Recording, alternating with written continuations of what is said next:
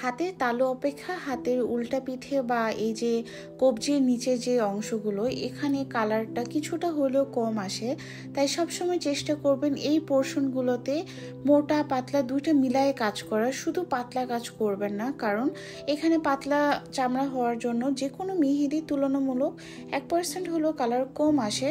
হাতের তালুতে আপনারা যেভাবে ডিজাইন করেন না কেন সেখানে এমনিই ভালো কালার আসে, কারণ খেয়াল করে দেখবেন হাতের চামড়াটা, তালুর চামড়াটা তুলনামূলক মোটা থাকে এই জন্য। তাই সবাইকে রিকোয়েস্ট করব ডিজাইন করার সময়ও কিছু জিনিস একটু মাথায় রেখে ডিজাইন করার, যেন কালার হওয়ার পর সুন্দর দেখায়। কারণ অনেকে যেটা মনে করে যে পাতলা কাজ মানেই সুন্দর বা চিকন চিকন কাজ মানেই সুন্দর, ওটা সুন্দর হইলেও হয় কি পাতলা কাজ বা চিকন কাজে কালারটাও কিন্তু কম আসে।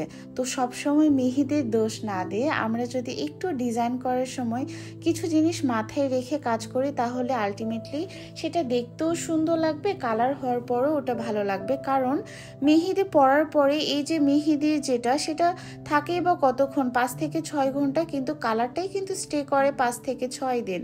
তাই অবশ্যই কালারের দিকে মাথা রেখেও আমাদেরকে কাজ করতে হবে। বিশেষ করে আর্টিস্টদের ক্ষেত্রে আমি আরও বলবো যে যেসব আর্টিস্ট আপুরা শুধুমাত্র কাজটাকে সুন্দর ফুটায় তোলার জন্য পাতলা পাতলা কাজ করেন, কিন্তু ব্রাইডের কাছে কিন্তু অবশ্যই বিয়ের পরে মেহেদির কালারটা থাকাটাও কিন্তু অনেক বেশি ইম্পর্টেন্ট, বা অ্যাটলিস্ট বিয়ের অনুষ্ঠান তো 3 থেকে 4 দিন ওইটা থাকেই।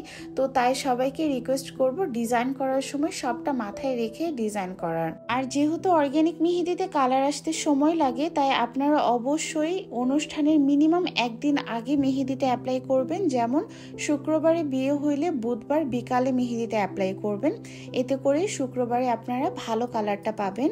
এটা হচ্ছে ফাইনাল কালারটা।